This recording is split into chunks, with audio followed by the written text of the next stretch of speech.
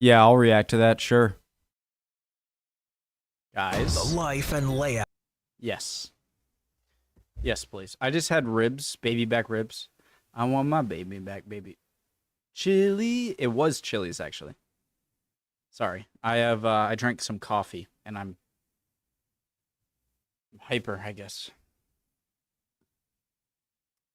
The original link to the video, top of the description. Hope you guys are all doing well. Preemptive like, life inside a medieval castle, cross-section. Perfect. Honestly, would not rather watch another topic than this right now. So, perfect. Let's get started, guys. Out of a medieval castle. There are plenty of medieval castles still standing, letting us modern peasants from all over the world get a taste of living like a king or queen in the early centuries. In Wales, which has the most castles per square mile than any other country in Europe, for example, you can barely walk through town without tripping over a medieval monarch's home. A castle wasn't just for kings and queens, however. They were often owned by lords and had their own little insular kingdoms within kingdoms, running what was tantamount to a small town within their walls. Housing nobles, servants, shopkeepers and their stalls, armories, treasuries, cattle, ballrooms, kitchens, prison cells, and much more. Castles needed to be multiple things at once. They needed to be reflections of the leaders they represented, large and stately, suitable for housing the most important people in the world and surrounding them with luxury. But they also needed battlegrounds and strong... I wonder how it was with insulation. Maybe like the roaring fires that they had made it not matter. But it was actually, maybe it was like pretty cool in the summer, but still really cold in the winter. Fortifications surrounding them with luxury. But they also needed battlegrounds and strong fortifications that strengthened a town or city's defenses and deterred invasion. That's why a medieval castle is like an onion. Both have plenty of layers. The beginning of the medieval castle. Before the medieval period, also known as the Middle Ages, came the Romans, and with the Romans came forts, one of the original bases for the medieval castle. Often refurbished during the medieval period, it was a time for conflict across Europe and the rest of the world, and as such, creating defenses against invaders became a focal point of medieval monarchs ensuring their dynasties. With abandoned Roman fortresses aplenty, they were the logical building ground for newer fortifications. From there came the simple structures of the Motte and Bailey castles, introduced in the 9th and 10th centuries. These were simple pieces of raised land, enclosed by a wooden wall, and were usually simplistic in structure and size. As time moved on, these wooden constructions were replaced in favor of stone, and these early structures provided a basis for the medieval castle we most commonly think of today. Guys, did medieval people, when was the first like liquid flammable thing? Oil, tar. They must have had it even back in Roman times, actually. Actually, wait. I wonder when... Okay, this is kind of a stupid question, I feel like. Let me just get it out. I want to know when the first instance of humans using any sort of liquid material that was flammable. Because I'm trying to think of ways of, like, how do you set this on fire? Okay, gasoline. Well, they definitely didn't have gasoline back then. But they had oil, tar. By a wooden wall and were usually simplistic in structure and size. As time moved on, these wooden constructions were replaced in favor of stone, and these early structures provided a basis for the medieval castle we most commonly think of today, in no small part thanks to Disney movies. Another reason was the introduction of the social order known as feudalism. In order to control their land, lords built grand fortress-esque homes that became the basis of the medieval castle structure. The location of these structures was a crucial element. Across Great Britain and the coastal European countries, castles were often built near seas or lakes, so as to be aware of and fortify against any attack by water. Oh, I thought of wanting, like, reinforcements of goods and whatever by water. A supply of fresh water was also essential for those living in a castle, and the less likely their supply could be cut off during a siege, all the better for it. They were also commonly built on hilltops overlooking the area they controlled. A high vantage point allowed inhabitants to see for miles, getting plenty of notice of incoming attacks. But it also gave a big advantage on the battlefield itself. It's much harder to attack from a downward position upwards than it is to fire down on an enemy, and much easier to strategize, plan, and aim from within. Fortifications and general protection aside, invaders would also be exhausted from their long treks, which would only be emphasized by the final need to crawl uphill to the battle site. Building a castle, the outer layers.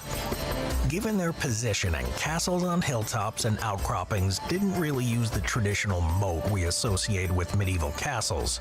Most others did, however, with one of the most famous examples being in Wales. Moats worked as an extra layer of defense against oncoming forces, used as a way to slow their progress. An even more gruesome use of moats was to sicken invaders who tried to cross them. Those in the castle would voluntarily poison their moat with disease-ridden corpses during an attack in order to sicken the oncoming soldiers. And to prevent them from using it as drinking water? Why is it that as a kid growing up, you're so accustomed to alligators and crocodiles inside of moats? Why did they do that? Whoever wrote or drew like the little kids castle thing. When was the idea of having a crocodile in your moat? I'm sure it might have worked if you were lower in latitude or longitude. The most important part of a castle's fortifications, however, were the strong outer walls that lay just beyond the moat and drawbridge. The outer wall and its towers were a castle's first line of defense, permanently guarded and lined with archers and artillery during battle. The higher the castle wall, the better it was for its residents. On average, castle walls were around 30 feet high, but famously, Framlingham Castle reached a whopping 40 feet. As castles developed, a second inner wall was often added as another line of defense before reaching the main meat of the castle. Just like the Death Star had a weakness, though, the medieval castle's weakness was its outer gates. No matter how well built and strong they were, they just weren't the same as a pure stone 30 to 40 foot tall wall, and were so often the focal point of attacking forces. That's why many medieval castle gates also had a portcullis, an ironwork structure that could be lowered to form another barrier of defense behind the gate itself. Although there were few rooms in the outer castle walls, behind the gate itself. Although there were few rooms in the outer castle walls, they did house one particularly smelly part of medieval life, the garderobe, or as it's more commonly known, the toilet. Oh my god. The double toilet. In castles, disease could spread quickly and easily, so hygiene was an important factor for its residents. However, no one wants a medieval privy too close to where they dine and sleep. Is this the toilet paper? Toilets were often found in what was known as the latrine tower, which served as part of the outer wall. Sitting up high, buttocks resting on a surprisingly comfortable wooden board, waste would make its way down through the tower's internal tunneling system, far away from the castle's residents. What was the life expectancy for this guy? These latrine towers would not just be in the outer wall, however, but could also be found in other structures within the castle, such as the garrison or prison. Oh my god, imagine a prison toilet. Because in the other toilets, I'd imagine they definitely keep it somewhat clean after use, but who cares about the prison toilet? Am I psychotic or? If you visit Caerphilly Castle today, you pop in its latrine yourself and imagine what it was like to visit a bathroom with a view in medieval Britain. Moving on from the toilet, within the two lines of walls and protection, however, is where the castle life could be found. A stone keep positioned in the courtyard known as the bailey that covered the inner portions of the castle was usually the central focal point of the medieval castle. Here you'd find the residence of the lord of the castle and their servants, usually the most luxurious part of the structure. It's where the lord would dine, receive guests, and generally live in medieval comfort. But it also served served as the final line of defense against invading forces. If all else was lost, soldiers and castle residents could retreat to the keep and hope its strong stone walls would withstand the onslaught. Other common rooms within the keep usually included the Great Hall, where the family would eat and receive other members of the nobility. The treasury, where I wonder if there was a bathroom, toilet, latrine that they kept kind of extra clean, at least cleaner than the others for visiting guests, dignitaries. they would keep the taxes collected from those who farmed the land owned by the lord. Treasury, where they would keep the taxes collected from those who farmed the land owned by the lord, and the room that housed the resident medieval physician and their marvelous leeches. But a castle needs more than just a place for the lord to lay his head.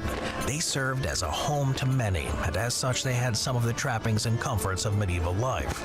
The keep was often richly decorated with tapestries and ornamentation, with some featuring impressive carvings on their walls, much like Stirling Castle, which housed several Scottish monarchs during the medieval era. Depending on their size, medieval castles could even become their own townships, much like Castillo de Gibraltar in Spain, which stretched to include a community of traders, artisans, and merchants within its walls. Other common castle structures would include a chapel, as religion was a critical part of medieval life, servants' living quarters, garrisons for soldiers, stables, places for livestock, and also a prison to house those captured by the kingdom. Across Europe and beyond, the structure of the medieval castle actually remains startlingly familiar, usually following the same pattern, regardless of its location. The focal point of the towns and cities. Of course, it's going to be relatively similar if you have similar needs for the castle, mainly defense. They defended, regardless of its location. The focal point of the towns and cities they defended. The medieval castle needed not only to house and support the land it owned, but stand as a signature and representation of the wealth of the crown and its nobles, sending the message to invaders: you will not win here. At least easily. Interesting video, guys. Love Simple History. Great channel. Would appreciate any comments down below. Love y'all. Hope you guys are all doing well, as always. Hopefully I'll see you guys next video. Would really appreciate any comments down below, any answers to questions I might have had. Bye, guys.